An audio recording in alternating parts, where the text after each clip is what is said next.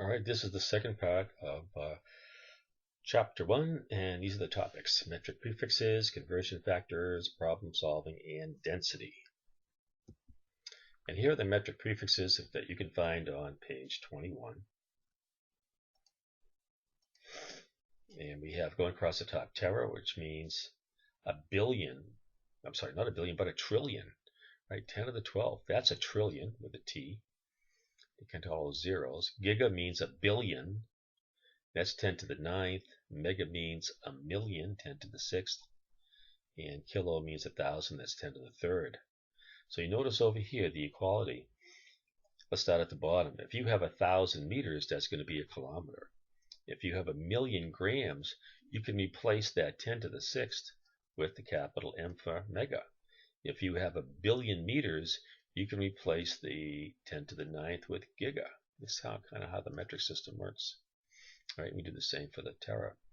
Then we have prefixes down here that means less than 1. So deci means a tenth, which we'd write in scientific notation like that. Centi means a hundredth, 0.01, or this. So you notice, look at the substitution. If you had 1 times 10 to the negative second meters, you can replace this with centi. And then you have milli is 1,000th, 10 to the negative third. Micro, this is really a Greek letter for micro. In this country, though, they use MC for micro. Micro means a millionth of something. Like here is 1 microgram is a millionth of a gram. And then nano means 1 billionth. Notice a 10 to the negative 9th versus 10 to the 9th up here. So 1 nanogram is a billionth of a gram. And then we have pico down here, 1 trillionth. So 1 trillionth of a second is a picosecond. Or 1 second is a trillion picoseconds. So there's always 2 different ways to look at something, and that's what they're really giving you here. Let me pick out, for instance, one that I didn't write on already. How about this one here? If we focus on this one for a sec, what you're saying is 1 microgram is a millionth of a gram, and that's true. Or you could say there are 1,000,000 grams in a million micrograms in a gram. That's true. Most people prefer to look at it this way, the second way, than the first. Measuring length, we use a meter as our basic our unit for measuring. It's 1 meter. 1 meter then is 10 decimeters. That's the length of a decimeter. 1 meter is also 100 centimeters. And 1 meter is also 1,000 millimeters. So just like a meter is equal to all of these 3, all these 4 are equal to each other. So 10 decimeters equals 100 centimeters, or 100 centimeters equals 1,000 millimeters. The volume, volume is one of those units that many times you have to derive or calculate.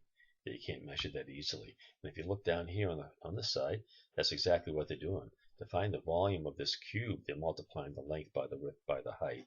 So it's 10 times 10 times 10, and they get 1,000. And you multiply the centimeters also by each other, so you get cubic centimeters. And so 1,000 cubic centimeters are the same as 1,000 milliliters, and that's equal to 1 liter. So you notice this up here.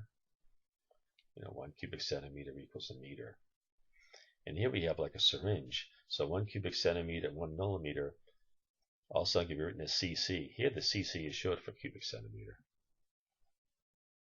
Here we have a fellow working in a hospital who's measuring, or putting up, it looks like one of these IV bags contains 1,000 mLs. Some of you might be doing that soon. Let's take a look at mass now. 1 kilogram, 1,000 grams. 1 gram, 1,000 milligrams. We can write it the opposite way. 1,000th of a gram equals a milligram. Or there are 1,000 micrograms in a milligram. I know it can get kind of confusing sometimes, but after you use these, you'll get used to them. Now let's see how much you know. So you want to stop here and pick out the answers to the 3 questions. So a mass that is 1,000 times greater than a gram would be what? A length that is 1/100th of a meter is? And 3, a unit of time that is 1,000th of a second. And the answers would be, so check your answers now. Kilogram, centigram, and millisecond. How about this one here? 4 questions. What would you measure your height in? Your mass, the distance between two cities, the width of an artery. Again, write your answers on a piece of paper. So you want to pause the video, and then I'll go over the answers. Okay, here are the answers. Your height in meters. Millimeter would be way, way too small, and a kilometer is way, way too big. Your mass, kilograms. Grams, way too small. Milligrams, even smaller than that. To get an idea about how much you weigh in kilograms, just take your weight in pounds and divide it by 2, and it gives you a rough idea. How about the distance between two cities? That would be kilometers. How about the width of an artery? That's millimeters. Artery is so small. So, indicate the unit that completes each of the following equalities. 1,000 meters is equal to what? 1,000th of a gram is what? 1/10 of a second is? 100th of a meter is. So you want to pause and check your answers. Here are the answers for A, B, C, and D. Won't come out at once. So 1,000 meters is a kilometer. 1,000th of a gram is a milligram. 1/10 of a second is a decisecond. Maybe we don't hear that much. And 100th of a meter is a centimeter. Okay. Now using prefixes, I showed this on an earlier slide, but I just want to mention again. Let's say we have 42,000 grams. I can write that in scientific notation, 4.2 times 10 to the third grams. And then because 10 to the third equals kilo, I can write it as 4.2 kilograms. Now, the reason we have all these prefixes is that people get a little uncomfortable with numbers that are bigger than, let's say, the 100. So once you get to 999, they usually come up with a new unit when you get to 1,000 then. So, for instance, grams was fine until we hit 1,000 grams, and then it became a kilogram. Kilograms are fine until you get 1,000 of them. Then 1,000 kilograms is a megagram. So you see the idea. Here's one that you should all understand. That's about computers. The memory of a computer is measured in megabytes and gigabytes. Wow. So how many bytes is this? Well, if we count all our zeros, well, there's 9 zeros. This is going to be 25 billion bytes. That's a lot. We can write that as 10 to the 9th bytes, because 10 to the 9th means a billion.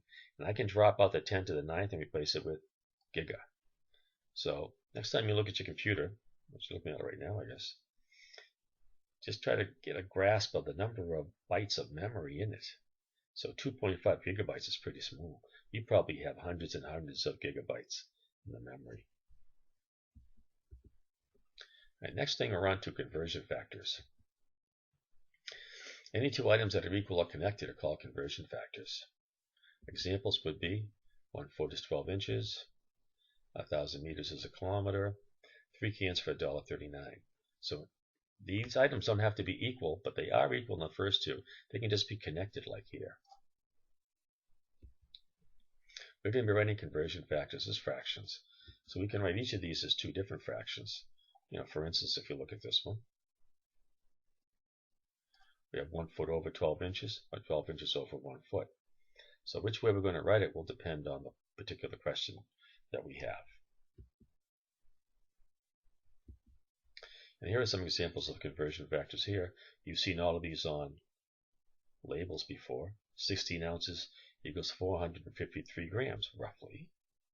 Here are 3 of them. Look at this here. 16.9 fluid ounces, 1.05 pints, 500 milliliters. So these 3 equal each other. And then over here with the Mayo, 32 fluid ounces is 1 quart, is 0.95 liters. So if you looked at stuff you have at home, you'd see a whole bunch of different conversion factors. Now here's a list, and you'll see this on page 26. Some of these you might know. I'm sure you know some of these, some U.S. conversions. I didn't know about the quart and the cups. A lot of people don't know that one. Here are some metric ones. Now you should really know a lot of these. If you do, it makes just everything so much easier. And then we have metric and U.S. ones. We can use any of these guys to answer questions, which is what we're getting at. So problem solving is the next topic, and we're going to be using our conversion factors and also significant figures. So First step is reading the problem, writing down what's given and what you're asked to find. Next, we look for conversion factors to connect them. Third step is setting up the solution, canceling the units. This is the one thing that'll let you know that you set it up right, canceling those units. And lastly, we want to round off our answer according to the rules for significant figures. I may be doing that all semester. So here's an example. My dog's tail is 9.5 inches long. How many centimeters is this? So my given information is 9.5 inches, and my unknown is centimeters. So I need a conversion factor to connect them. So if you went back to a previous slide, you could look that up. And you'd find 2.54 centimeters equal an inch. This is the only thing we need because inches and centimeters are in our question, and that's what we have in our conversion factor. So now the next thing is to set up a solution. Now I'm going to draw a line. I'm going to put some numbers on that. I'm going to start off by putting my given information to the left. I'm going to draw a line to separate my conversion factor. Now remember, I'm going to write this in the form of a fraction. So the question is, which will go on top? Well, I have to write it this way because the unit that I start with must be in the denominator. Then I'm going to cancel out those units. So canceling the units is so important because if you would set this up upside down, you'd have centimeters down here and it wouldn't cancel with inches. Okay. Now I'm going to do the math and I get this for an answer. So I have to round off according to significant figures. Now the only thing I'm going to use is the given information for that. So 2 significant figures here means 2 significant figures here.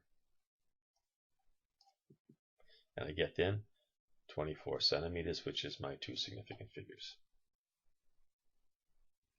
Okay, not too hard. Let's try another one. Here's my rattlesnake. A rattlesnake is 2.44 meters long. How many centimeters long is the snake? So we write down the given information in our unknown. So we're given 2.44 meters. I want to know how many centimeters. My conversion factor, 100 centimeters equal a meter. Set up my solution. I start with my 2.44 meters. In the textbook, they will write it this way with the multiplying sign and the line for the fraction. I still prefer the other method I showed you. Okay, now what unit has to go down here? It's going to have to be set the meters because I'm starting with meters. So know that this unit has to go right down here. See how it's set up like that? Okay, centimeters on top, cancel the units, do the math, here we go. 3 sig figs and 3 sig figs, so we're all set there. Okay, let's try another one. Now here we have one that we all could do. How many minutes are in 1.4 days? My unknown then is minutes, my given is days. I'm going to have to go this direction though. Days to hours and then hours to minutes. So I'm going to set up 2 conversion factors in a row. So I'm going to use 24 hours in a day and 60 minutes in an hour. So when I go to set that up, I'm going to put both of them in there, so I'm already planning for that. I'm going to put my given information here to start off with. That means I need to have days down here, right? Days has to go there. And I want minutes for an answer. So here's my days. I can cancel that out. And then notice I have hours here now. Hours has to go in the denominator. So I can cancel that out. I'm all set. I want minutes for an answer. I have minutes here. And I multiply across the top. And round off for 2 significant figures, because this is 2 up here. 2 significant figures. And I get 2016. Well, that's 4 significant figures. So here is where I want to write this number in scientific notation. So if I write it like this, here's my 2 significant figures, and I'm all set. So this is the best answer. Now this is a good answer, the first one, but it's not the best. So full credit for the final answer. This is partial credit. Now, once you try these, there's just so many problems you can do. You want to get as many as you can done. If you go into the textbook and go to page 32, you'd be able to do these questions, and they have their answers at the end of the chapter. And there's each question probably has 3 or 4 different parts to it. So try those. If you have any questions on it at all, just let me know. Next topic is density. Here we're going to be comparing the mass to its volume. It's also the mass of the substance divided by its volume. And here is the formula for density. Density is mass divided by the volume. The units would be grams per milliliter or grams per cubic centimeter, which usually we write like that. So density is one of these physical properties of matter. It's something that we have to calculate. And this we had earlier, but it's something good to note. 1 ml equals 1 cubic centimeter. And if you go to page 33, you would see some of these densities listed. So, this is at 25 centigrade, which indicates that temperature is important. Cork, very small density. Look at some of these. Lead, gold, silver, very high. Metals have higher densities. Aluminum's kind of small. Cement. You might think cement is way up here, yet, if you took a small bit of cement that would occupy a milliliter, it would weigh more than 3 grams. Liquids, gasoline. Notice that less than 1, water is 1. The units are 1 gram per milliliter. Except for mercury, the density of all the liquids are pretty low. Metals are pretty high. Now we have gases.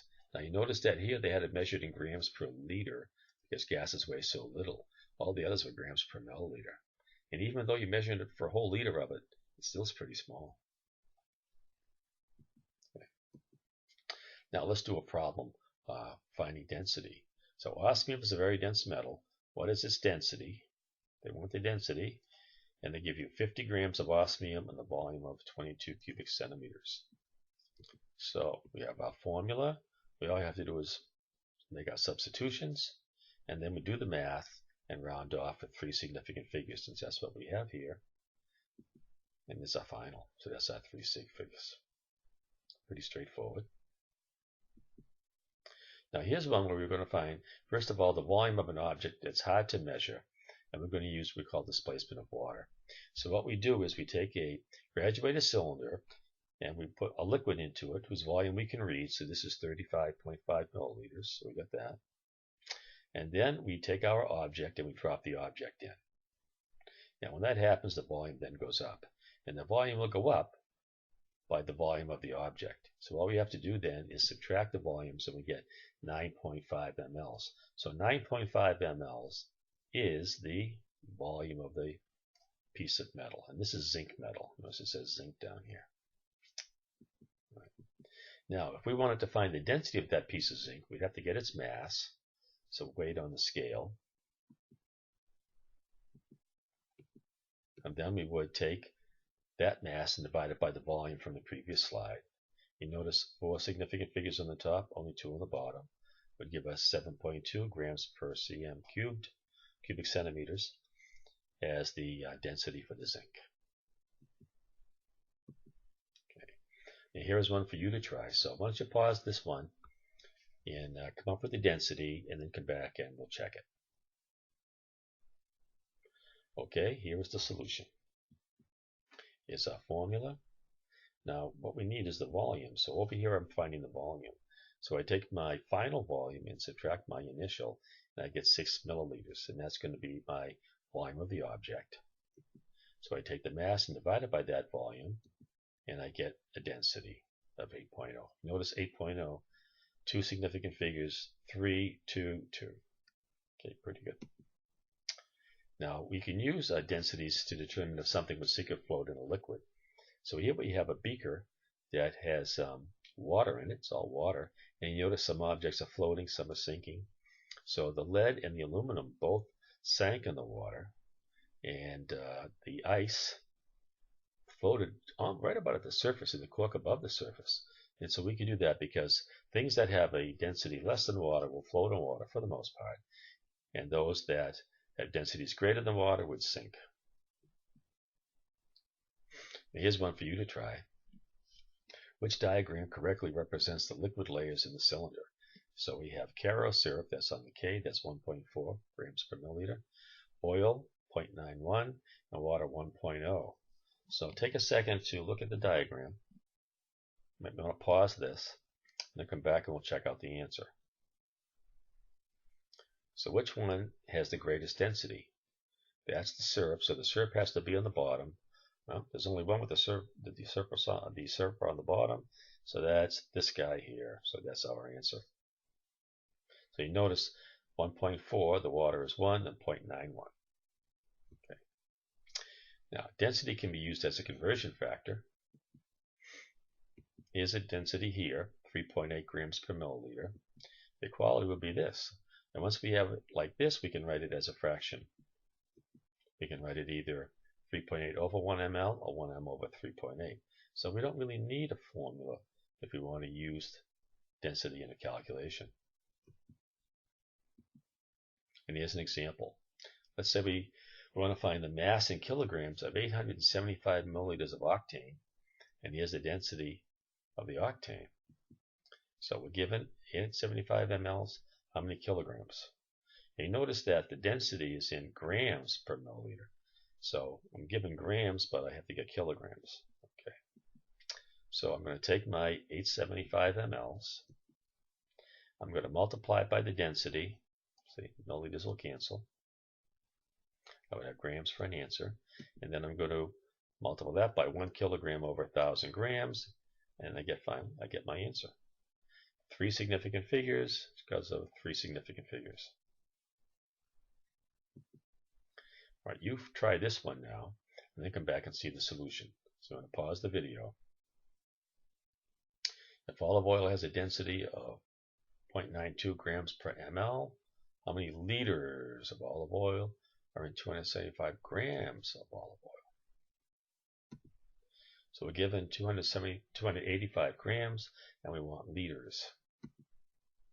So we're going to have to take out 285 grams, and then we're going to have to use the density, because that's grams per milliliter, and we can figure out how many milliliters that will be. So you notice I had to invert my density.